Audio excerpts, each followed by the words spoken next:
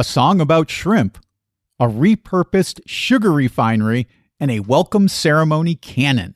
This week, we're in Taiwan. Traveling the world to bring you delicious dishes, tasty beverages, and interesting experiences. This is the Destination Eat Drink Podcast on the Radio Misfits Podcast Network. I'm Brent Peterson. Welcome to Destination Eat Drink, the travel podcast for foodies. Destination Eat Drink is for foodies who like to travel and travelers who love to eat. And this week, we're in Taiwan with Mickela Mallozzi, host of the TV show Bare Feet on PBS. But first, take a moment to rate and review Destination Eat Drink on your podcast app. It just takes a moment, and your 5 stars helps other foodie travelers find the show. And if you're looking for that easy Christmas gift for the foodie traveler in your life, check out my Foodie Travel Guide ebooks. They outline the best things to do and the awesome things to eat and drink in places like Portugal, Spain, Italy, France, and much, much more. Head over to buymeacoffee.com/destinationeatdrink, and I'm sure you'll find something for the foodie traveler on your list. Mickela Mallozzi is the host and creator of the award-winning TV show Bare Feet with Mickela Mallozzi on PBS.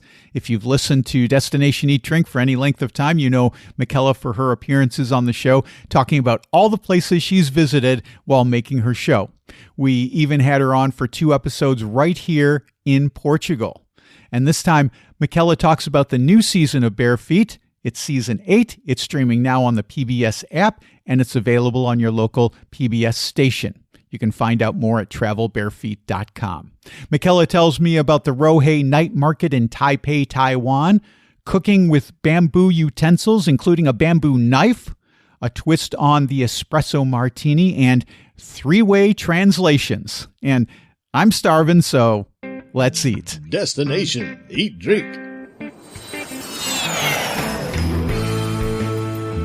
Mickela Mallozzi, welcome back to Destination Eat Drink. So happy to talk to you again. It's always such a pleasure. We always have so much fun. Brent, every new season, it's such a joy when I get an email from you, be like, hey, is there a new season come out? Let's do this. And I'm like, it's a new friend or an old friend. We get to talk again. And I miss you because I've had the pleasure of seeing you in person twice. Is it 3 times or twice? Twice. Twice. In Lisbon, yeah. Yeah. So it's so good to see you again. And and it's also nice because then it means we did a new season of the show. This is how you can market. We're still around. We're still alive, right? Yeah, we're still doing this. That's really what I wanted to ask you first, Mickela, because when I saw the news that Congress, at the behest of the president, had defunded PBS. And, all the money is gone now. They're clawing back the money as well. And first thought that went through my mind is, what's going to happen to the shows that I love on PBS, most especially what's going to happen with Mickela and Bare Feet? So thank you. Yeah. What can you tell me? Yeah. So the short of it is PBS isn't going anywhere for a majority of people. The CPB was defunded. It officially has closed at this point. Even funding that was promised for the next 2 years has been revoked, which is incredibly illegal and horrific. And it's just the tip of the iceberg of what's happening with this administration. We could go on and on and on. But in regards to PBS, what that means is all PBS member stations, so your local PBS station, when they say, support your local PBS station, they really mean it, because the money that they get from the Corporation for Public Broadcasting, that's the CPB, helps fund their administrative costs to run these stations. Why are local PBS member stations so important? My local PBS station is WNET. It's Channel 13. It's one of the biggest stations in the United States. There's also WLIW, which is Long Island. You have New Jersey PBS, which I heard is closing because they're consolidating since WNET and the New York stations bleed into the New Jersey market. Wow. The problem with that is you lose the local programming. So New Jersey PBS had some incredible local shows, one of which was Table for All with a friend of mine, Buki Elegbede. And he would go around communities in New Jersey and have these incredible meals. I don't know if have you spoken with Buki? No, I should. I'm not familiar with this show. It sounds You should. And it's now on Create. So I need to connect you with Buki. Buki's amazing. I was a guest on his show. I took him to Queens. We went to Flushing, had some Korean food, and then we did some Korean dancing. But stuff like that, all of a sudden you are losing your local programming, your local news. The good thing is there are 330 PBS member stations throughout the country. Unfortunately, probably 5% of them are going to close. What that means is the rural stations, because a majority of stations depend on the CPB funding to run their local PBS member station, probably like 6 to 10% of their budget. Since they've been defunded, they're turning to local viewers and donors like you, PBS viewers like you. What's been beautiful about what happened with what's going on is more people are supporting their local PBS station. They're watching PBS even more. So our viewership has actually gone up. People are like the nostalgia, but also the importance and realizing, we've been taking for granted that this is always available. Those rural stations, unfortunately, don't have. In New York, we have very wealthy philanthropists who support their stations and people who really support PBS here. So they rely about 20% of their administrative costs to run the stations. Those are more likely to close. That's about 2 to 3% of the U.S. population. So it's terrible because you're in general, those PBS stations, all of them aren't going to close, but of course they're going to cut budgets. So that means they may be doing some layoffs. Us as independent producers, myself, Samantha Brown, Rick Steves, Kim Haas from Afro-Latina Travels, all these, Lydia Bastianich, all these independent producers were all independent, never got a dime from PBS or from the CPB. So at this point, we haven't seen a change in the sense of where our funding is coming from. We have seen a shift in people who are wary about what, like your question, like what's happened, is PBS gone? No, it's not gone. We're still here. We're about to announce Intrepid Travel has just come on as a premier sponsor for our show, which we're very excited about. We're announcing our new round of Bare Feet tours. We're bringing them back, and they're in partnership with Intrepid Travel. People are still traveling, with all the madness. I think people want to feel connected more to the world. I have had such incredibly emotional interactions with fans over the past 11 months. Year, basically, since last year's election of like, you bring us joy when we're really missing it. I feel that there's hope in the world. I feel connected with the world. So there's almost this sense of urgency since what's been happening that we need to keep going. We really need to keep going. I'm not saying it's easy. It's never been easy. It's even harder now to raise those funds and get the show on PBS, but we see the reaction from our viewers, the response from the sponsors that we brought on board, and people feel that these stories are important. We know they are. So that's the short of it. Next year will be the first fiscal year without the funding, so we're really going to see what that actually means. So that's, it's hard, but everything, everyone's being affected by the closures of so many things, and especially coming up with defunding healthcare for people. It's a scary time. Mickela, I wanted to go into detail here on some of these episodes that you did in Taiwan, because they were just fascinating to me. You mentioned all of these different recognized native people, indigenous people. Would you say 16, 18 recognized? And the largest 16 are 16 are federally recognized, but there's still more that are trying to get that status. Lots others, smaller ones even. But the largest one is the Amis people, AMIS. Amis. And thank you. And you got to attend their welcoming ceremony, the Amis welcoming ceremony. Tell me a little bit about that. What was that experience like? Because it seemed to really resonate with you. In all of these, when we prepare and we do the research, we worked a lot with Taiwan tourism. We couldn't have done these Taiwanese episodes without their support. So I want to thank them, the Taiwan Tourism Administrative Office here in New York City. Because we don't speak Mandarin, we also work with the groups. They connect us with us, the time difference. All our show wouldn't be possible unless we work with the local governments. this in particular, the Amis tribe, a lot of the tribes sometimes, and even the Maori tribe, are very apprehensive, right? Of like trusting non-Amis, Han Chinese. There's a reason why there's distrust from what's happened in the past. But there was another level of, we didn't get a lot of information back from the Amis tribe. And they were like, yeah, come for the day to the Amis Folk Center and we're going to film for the day. But we really had just like very brief, short briefing of what might happen.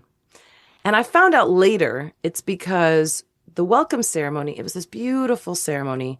Satoi Satai, who was he was my guide in the Amis tribe. He's the leader of the Kakung music group, which is this like world-renowned, award-winning group, singing, dancing, music. And he's speaking to me in Amis, which is an endangered language. It's beautiful welcome ceremony. I always cry, but you see me, I get very emotional. Yes. Always. But then there's this moment at the very beginning, and they had all their elders from the community there. It was really beautiful. And then they bring me to this canon, this like welcome ceremony canon. We didn't know about this canon, okay? Turns out, they said, our translator, Minnie Gao, she's like, Mickela, we just found out if you react to the canon, if you're scared, or if you shout, or if you scream, it's very disrespectful to the tribe, and they will send us back into the van, and we have to leave immediately. Oh, man. Literally, that's what they said. In the episode we say it's very disrespectful if I'm scared, so I can't show that I'm scared. But that's why you see me being like, Mickela, don't be scared. Mickela, don't be scared. Because all of a sudden it hinged on, and I'm very afraid of loud noises, okay? Ever since I was a child, you can ask my whole family, like I was afraid of fireworks, loud noises scare me. And so I was like, oh my gosh, Mickela, don't screw this up. And so that's why you see me when it goes off, like I just freeze because I'm like, don't react. But it was so loud. It's like when you watch those movies and like a bomb goes off and then you hear that ringing. Yeah. That's exactly what it was. It was like no sound. You even see the camera shake because it's so powerful. And then we were fine. And then the rest of the day was like this beautiful, like we're cooking together and we're making music, but it all hinged on this welcome ceremony, which is why we didn't know anything about the rest of the day because they were like, you might not be able to stay. Yeah, you might get kicked out. To be really... That's going to be a short episode. No warning whatsoever. Actually, that's why we have a whole episode. Originally, we were only supposed to have, this is a little secret, we were only supposed to have 2 episodes in Taiwan, and we were going to do short segments in each episode from the Amis tribe, which was that, and the Tso tribe, which was earlier in that episode. But because then we were welcomed in from the ceremony, we shot an entire day of all these activities and dancing and music. We didn't know we were going to have all of this content. And so after I said, I want to do a whole episode on just the indigenous communities for one, and then intersperse. So that's why we got 3. But honestly, we weren't supposed to have that much great stuff. And we did, luckily. Yeah. And I just encourage people to watch the episode because it is quite extraordinary what happens during this, not only the welcome ceremony, but the rest of your time with the Amis people. I was, of course, as a foodie, I was especially taken with the Amis meal that you got to help make. And one of the things that kind of blew me away was the cooking utensils that they use because they're all made out of bamboo. Like even a sharp knife is made out. I don't think of bamboo as necessarily sharp. I wouldn't think, okay, let's carve a knife out of this, but you're chopping veggies and stuff with a bamboo knife. Tell me about making an Amis meal. Yeah, so that was the thing. All of a sudden and they sing. Okay, that's another thing is everywhere we went, he was like singing us into the kitchen.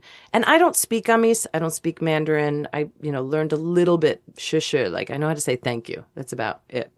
And, but he was singing everywhere we go, and everyone is singing. And we learned that that's how the language survived. It's not a written language. So we have this little journey throughout the folk center of life, the Amis life, right? And we're singing into the kitchen, which is this little kind of hut. And everywhere is bamboo bowls, bamboo spoons. He gets a bamboo, chops a piece of it. It's sharp on the edge, and I'm cutting pieces of fish. And we make a boat and pour boiling water and these hot stones to cook fish in it. And we basically make like a soup, a fish soup, which was delicious. And I'm eating like raw ramps and parsley and tapping it in salt. And God knows what my breath smells like, but it was amazing. So fresh, picked right from, right outside. And it was beautiful. And he's singing the whole time. And what's really funny, because in the edits, we go back, like I'm in the moment, right? I'm just in the moment playing around, not playing, but there is a sense of play, especially with Satoy. We try and encapsulate the mood of the space and of the people. And he was very playful, if you could, as you can see throughout the rest of the episode. Yes. He was so playful, and we had so much to play with in the edits. We had to get rid of a lot of stuff. We only have 28 minutes to fill in the episode.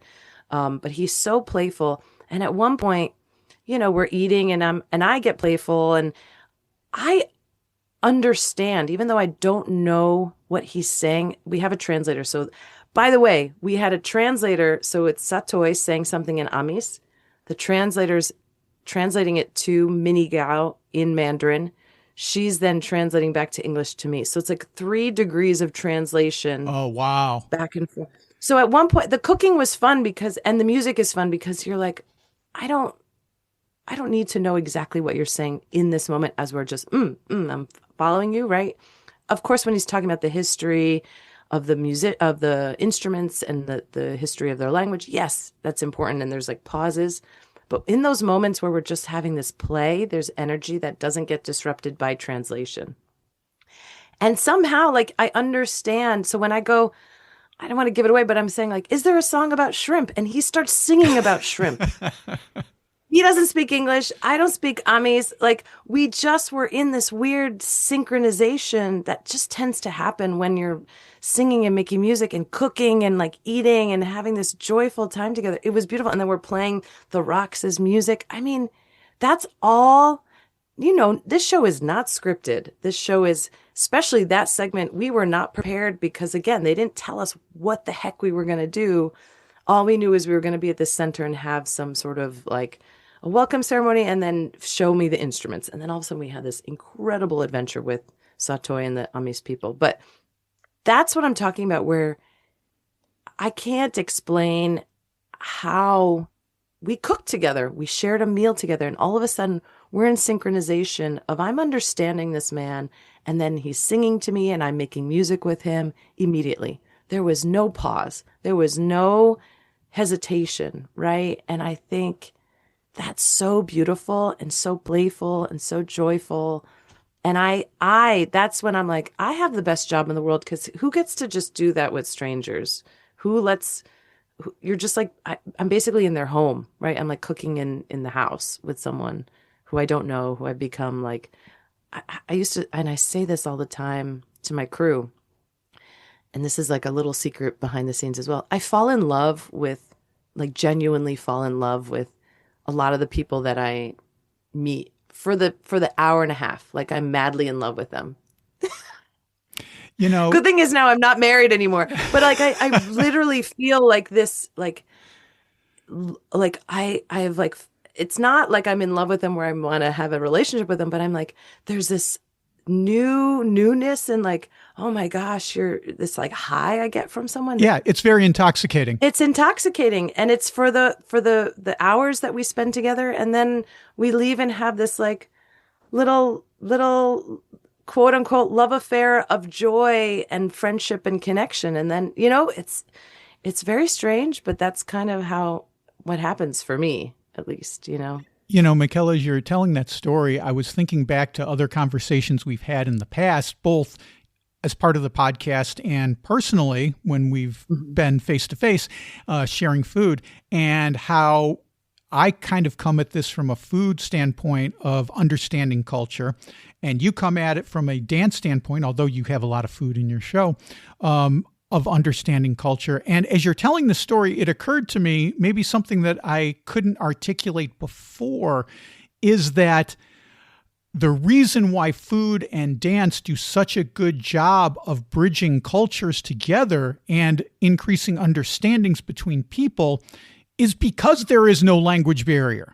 Because we don't have to speak, we don't have to talk, we don't have to speak each other's languages, we can just cook and eat and dance and understand people on that different plane rather than just words. Yeah, 100%. It's really beautiful. It's really beautiful and it's a privilege to be able to share that with people, I think. Yeah. You know?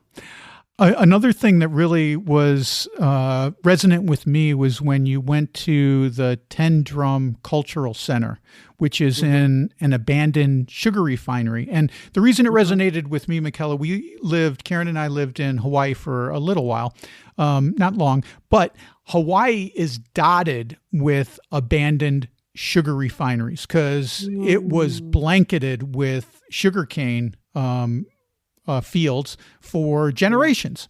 And then the sugarcane business went to Brazil and to some other places, and these places were just left. Now, some of them are being reclaimed as art and retail spaces that you can go visit and you can eat at and things like that. So when I saw you go to the 10 Drum Cultural Center in an abandoned sugar refinery, it made me think back very fondly of our time in Hawaii. Can you talk about what these folks have done in this abandoned sugar refinery and how they've brought art to this place? Yeah, so that's fascinating. Was that also Japanese? Well, no, I guess it was American. Yeah, it was those sugar American sugar companies, because the American sugar companies and fruit companies came into Hawaii 150 years ago or something and basically took over the island, overthrew the monarchy and, and all this other stuff. But yeah, you drive around Hawaii and, you think of Hawaii as either an urban center or as unspoiled wilderness, but there are still these sugarcane plantations that have just been left fallow. But sugarcane still grows there. Like you'll drive by and there's sugarcane. Like I don't know how it regenerates itself. I guess rhizomes. I'm not certain. But anyway, you'll see the sugarcane, but it's just sitting there. No one does anything with it. Wow. Yeah. No. So that's fascinating. 10 Drum is a percussive performance group. Incredible, like giant taiko drums, those Japanese giant drums, and they. Again, there's all these spatterings of sugar refineries throughout Taiwan because it was occupied by the Japanese who opened these sugar refineries. And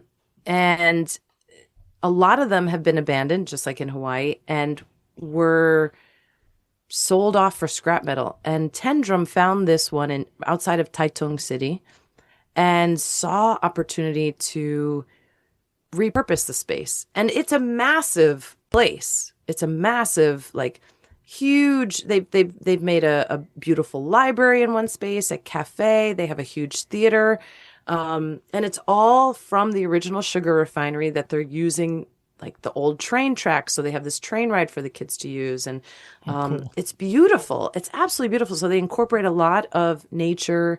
They've repurposed a lot of the metal, the scrap metal, into pieces of art, into the gongs, into some of the drums that they use, and it's this incredible, wild performance, very energetic performance of 10 Drum. 10 Drum is the name of the place, but it's also the name of the group. And so we saw their performance, and it's a mixture and conglomerate of Chinese folk tradition, indigenous folk tradition, Taiwanese indigenous traditions. So it's like 1,000-year-old traditions kind of come together. And it's this beautiful way of performance, and interaction. They have a drum maker. You meet Michael, who is a sweet man who makes the beautiful drums and repairs the drums when they need them. But there's this sense of play in the space. So they took what they're very proud of is, Taiwan was occupied by the Japanese for about 50 years. And so this space that represented something pretty dark in the history has been repurposed into this very positive thing for the history for the kids to learn about the sugar refinery but also of arts and interaction. And there's rides there. There's like this swing that they can do. And it's kind of like this very interactive adult play space almost, right? And it's beautiful. We were there on a gorgeous day. There were school buses full of kids there, just learning about the space, learning about the history, going to the 10 drum performance. So when I'm on stage and I get to learn some of the drumming, it was right after their performance. So there must have been, I don't know, 600 kids in that room. It's a huge Cool. theater. Yeah, it was really fun. And it's very engaging. Like these, they're drumming and singing and it's super powerful. And Yeah, really, those it's huge really, drums are so amazing, and yeah. and I can't imagine how loud they must be because I've seen Chinese drumming before. When we lived in Hawaii, Chinese New Year, big part of it is the drumming, and man, Yeah. they put Led Zeppelin to shame. Yeah.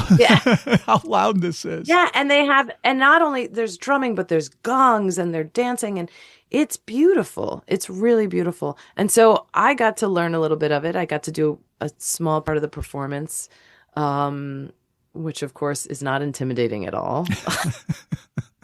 When you have half an hour to learn part of a sequence. No, it was again such a privilege to be able to jump up there and learn this. But it's a beautiful space.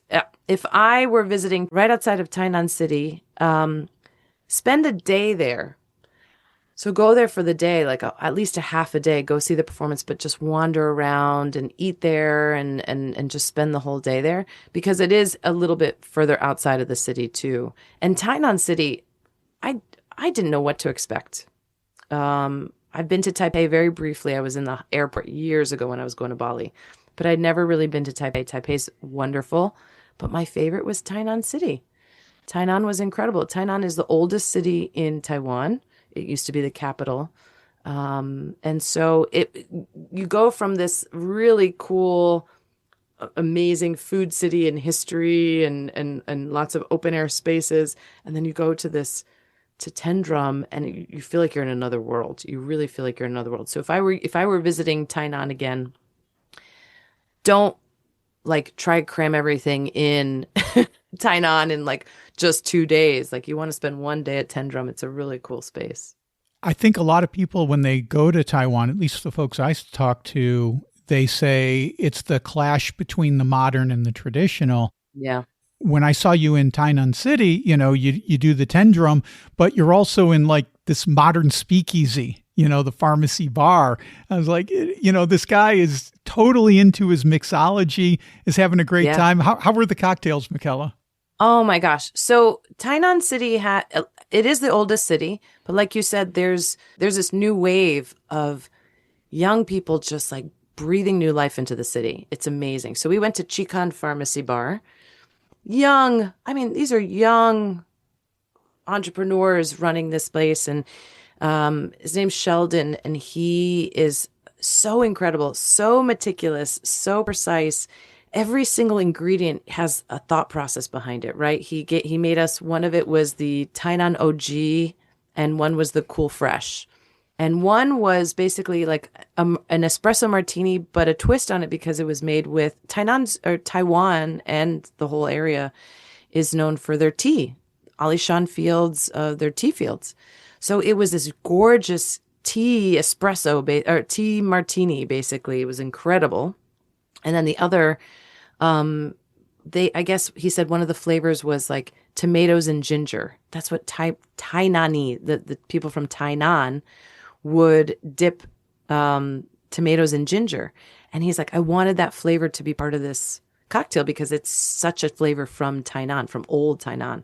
So he's making all these crazy cool cocktails, but with the inspiration of old Taiwanese, but from Tainan flavors. And it's really amazing. Also, the space is an old pharmacy, like an old Chinese medicine pharmacy. So he said it was his grandmother's pharmacy. And so you had all these old medicines around, and it's just, everyone in there was so cool. I was like, I don't think I'm cool enough to be in here. But we filmed before. It's amazing. It's open to everyone, obviously. And right before they open, and we get outside, and there's a line out the door. It is the spot to be in. But that whole neighborhood, it's all these abandoned buildings and old derelict buildings that they've been repurposing or finding old stores and old shops that have sort of gone by the wayside. And they're like, let's let's do something different. There's an incredible food scene. Little Bao Road is like all those one dish shops, but then you have other parts of the city that are these young people that are kind of, it's this like really cool hip movement that's happening in Tainan of a food scene that, I don't know, you just wouldn't expect in these little corners of the city. How was the milkfish soup? It was delicious. It was delicious. It was, so Baoan Road is one of their famous roads where you just have, they're not stalls, they're little shops, but they're tiny, one after the other, down both. Obviously, your listeners can't see me, but I'm like making a lane down with my hands, and like each stop, and you just have to see the episode. You'll just see shop after shop after shop after shop. But they do one or two dishes so well, and they've done it for generations. Like that one shop, you get the milkfish soup from that shop. That's it. And you either get rice noodles or you get wheat noodles. And that's it. Like that's all they serve. And they do that all day long. And when they run out, shop's closed. And it's the best. It was delicious. I've never had milkfish soup. I didn't know what milkfish soup was. And our guide, John, he's like, this is my favorite. I want to show it to you. And milkfish is a staple there. It's comfort food in Taiwan. And it has that gelatinous sort of broth, you know? Mm-hmm. And it was gorgeous. It was gorgeous. And while we're sitting there, you know, they have little tables outside, but you just get your bowl and you're sitting there and it's like, you get the one soup that you want and that's it. And then the next, let's say you're bringing food home. I mean, it's ideal that you sit there and eat, but it's takeaway too. I mean, there's constantly people just in line, but you're like, okay, I want milkfish soup from this guy. I want something else so you make your stops. It's not, you go to one shop and you're ordering multiple things. You get one from each shop because they do it the best.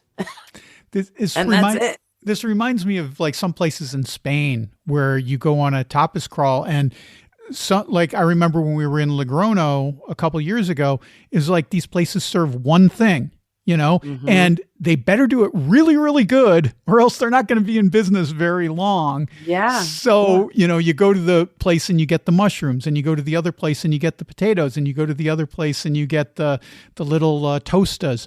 I love eating that way, first of all. And second of all, it's just, it makes Taiwan a place that I really want to visit. You know, whenever I do an episode anywhere in Asia, folks always talk about the night markets because they're very popular now all throughout Asia.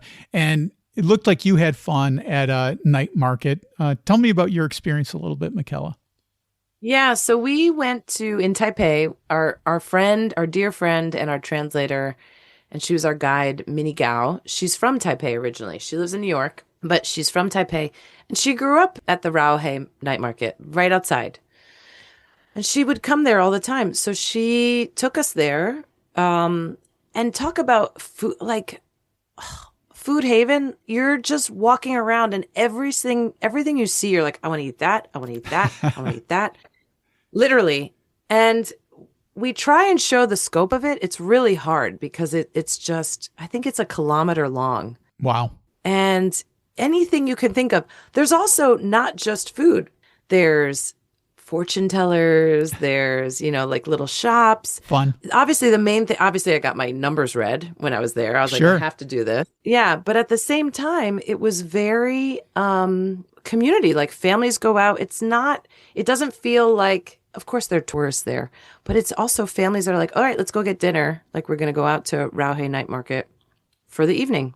And sometimes they'll just grab it and bring it home. Same thing. Or if you can find a spot to eat, there's some spots that are stands, but also shops, just like Baoan Road where you go in. So it's a mixture of both, but it is, if you love to eat and it's affordable and it's fresh food, the fruits in Taiwan are amazing, amazing fruit. It's just it's a beautiful place. I didn't know, we did our research, but you know, you hear about things. Taiwan is a tropical island. It's a tropical island. And we were there in the winter, so it was very mild. But it was gorgeous. It was absolutely gorgeous. Absolutely gorgeous. Yeah. Yeah. We ate such good food. We had mango milk, I think it was, which is basically milk and mango, or papaya milk, excuse me. But they also make mango milk and other style watermelon milk. And they put papaya and blend it with milk, and you're basically drinking ice cream, melted ice cream. Oh my God. Unbelievable. Oh, that sounds awesome. Well, Mickela, before I let you go, just one last thing. What do you got planned for the future? I know you're right in the meat of it right now, getting season 8 out there, but I also know that you're thinking ahead. Yeah. Do you have anything that you'd like to share with us? Yeah. So like I said, we are bringing back our Bare Feet tours. So if you want to travel with me in 2026, we are going back to Ireland. Yes. That'll be our first trip, but we're going to be adding more trips in partnership with Intrepid Travel. We're very excited about that. I'm working on a book. Great. I've had so many people tell me I do speaking engagements and I share my story, and they're like, you need a book. And my agent has been bothering me. So I'm like, now's the time. We finished the new season. I'm going to write the book. So that's in the works. I'm back at NYU in the spring for my class that I teach every spring semester, which is based on the show. And then we're looking in pre-production for another season. And there's a lot happening. I always think like, oh, I'm going to take a break. And then you know me, there's no break. There's no break, but I'm grateful that I'm always busy. I'm grateful that people still want to see this show. I'm grateful that we still have more stories to tell. Yeah.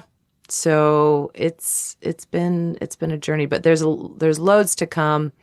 Can't share too much about what's the new season potentially for season 9 on PBS or some other big stuff coming. There's some talks happening too. So great. Well, hopefully our next interview will have even bigger news to share as well. Yeah. So I was just going to say, we'll have you back for whatever that happens to be in the world of Mickela Mallozzi. And I'm looking forward to the book, especially as someone who's written some books. I know what a incredible endeavor and what a heavy lift it is to do that. So you're about to embark on a exciting and difficult journey, and I know you're up for it. So thank you. Mickela Mallozzi from Bare Feet. The new season's out on PBS. Folks can watch it right now. I would encourage you to do so. Thanks for being on the show. Always so fun, entertaining, and uplifting to talk to you, Mickela. Thank you, Brent. And hopefully I'll see you in Lisbon soon. I hope to come to Portugal again. We can't wait. We would love to do it again with you. Thank you. Obrigada. De nada. Okay, that's the supremely talented Mickela Mallozzi. She's always got something going on. The new season of Bare Feet is available on PBS. Check your local listings for times. It's also on the PBS app. And if you want to hear more from Mickela, we talked for a long, long time. You can check out the whole interview by becoming a member of my Substack. Mickela tells me more about the situation at PBS, more stories from her show, and Maori New Year's in New Zealand. Listen to that by becoming a member of my Substack at destinationeatdrink.substack.com. Well, that's it for this week. Next week, it's our all-new special Christmas show. We learn about Christmas in Ireland, South Carolina, Peru, and London. Don't miss that. Until then, there's plenty more foodie travel at destinationeatdrink.com. I just posted a brand new video. This one is about the diverse cuisine in Portugal. If you think coming to Portugal just means getting a pastel de nata and some bacalhau, I got news for you. There are so many other diverse cuisines to try here, and in this video I sample dishes from Mozambique, Nepal, Cape Verde, the Goa region of India, and much, much more. You can see that by clicking on the video tab at destinationeatdrink.com or go to my YouTube channel. That's youtube.com/@destinationeatdrink946. I also just posted a brand new story about a loaf of bread as big as a hubcap. It's only in this remote mountain town of Italy. You can read about that at destinationeatdrink.com/blog. And you can download my Foodie Travel Guide ebooks. They make great Christmas gifts. If someone on your list loves travel and food, you can pick up one of the 30-plus guides to places in Spain, Italy, Portugal, Belgium, Malta, and more. My latest foodie travel guide is to a mountain town in Abruzzo, Italy called Mount St. Angelo, where they have a church built into a cave and their own unique pasta dish. Check out the Mount St. Angelo foodie travel guide as well as dozens of others at buymeacoffee.com/destinationeatdrink. Destination Eat Drink is distributed by the Radio Misfits Podcast Network and Ed Silla. Thanks, Ed. I'm Brent Peterson, and I'll see you down the road. Join us next week for another culinary adventure on Destination Eat Drink, a presentation of the Radio Misfits Podcast Network.